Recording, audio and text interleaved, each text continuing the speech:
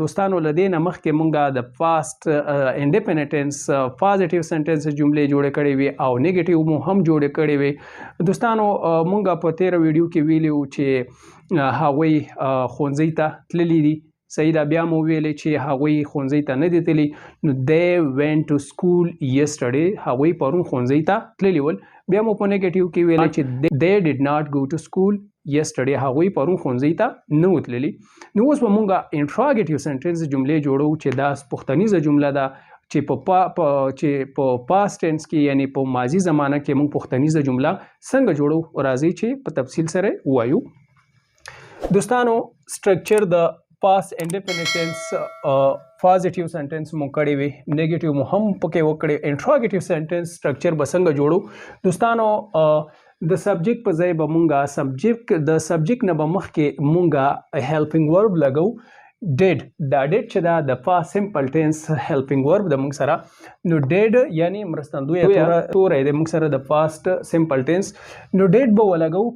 ډیډ پلس سبجیکټ پلس ورب پست فارم اف ورب پلس آبجیکټ. صحیح ده. نو اوس دوستانو راځو مونږ پوښتنیزه جمله په دې کې جوړو. ولیکو چې له دې نه مخکې مونږ ویلو چې هغوی ښوونځي ته تللي دي. نو they went to school yesterday. هغوی پرون ښوونځي ته تللي دي. بیا مو په دې کې ویلو چې they did not go to school yesterday. هغوی پرون ښوونځي ته نه دي تللي. نو په دې کې اوس مونږه پوښتنیزه جمله به څنګه جوړو. ویډیو تر پایه پورې راسره وګورئ او که اکاونټ مو در سره فالو کړی نه وي در سره فالو یې کړئ. did they go to school yesterday. آیا هغوی پرون ښوونځي ته تللي وو. یو کس معلومات موږ آیا هغوی پرون ښوونځي ته تللي وو. نو څنګه به وایو did they go to school yesterday. آیا هغوی پرون ښوونځي ته تللي ول. نو did به ولګو.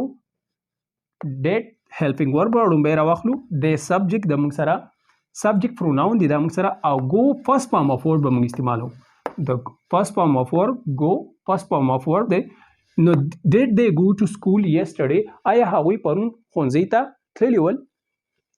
او کوېسچن مارک به موږ د جملې په آخر سر کې خامخا لګو. بله جمله د دوستانو موږ سره did he break the chairs. آیا هغه کرسۍ ماتې کړې وې. آیا هغه کرسۍ ماتې کړې وې. did he break the chairs. آیا هغه کرسۍ ماتې کړې وې. بله جمله د دوستانو موږ سره did she write her homework. آیا هغې خپل کورنۍ کار کړی و. did she write her homework. آیا هغې خپل کورنۍ کار کړی و. صحیح ده. نو دا و موږ سره دوستانو انټراګیټیو سنټنس پوښتنیزه جمله په پاست سمپل ټینس کې.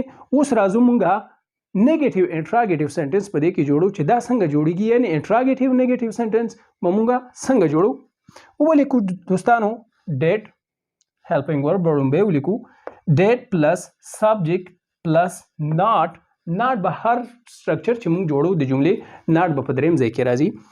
did پلس سبجیکټ پلس not پلس first form of verb پلس object. د verb اولنی فارم به مونږ سره راځي. نو مونږ اوس دې کې نیگیټیو انټراګیټیو سنټنسز جوړو چې دا څنګه جوړیږي. ولیکو چې did they not go to school. آیا هغوی پرون ښوونځي ته نه و تللي. آیا هغوی ښوونځي ته نه و تللي. did he not break the chair. آیا هغه کرسۍ نه وې ماتې کړې. نو did he not break the chairs. آیا هغه کرسۍ نه وې ماتې کړې. بل did she not write her homework. آیا هغې کورنۍ کار نه و کړی.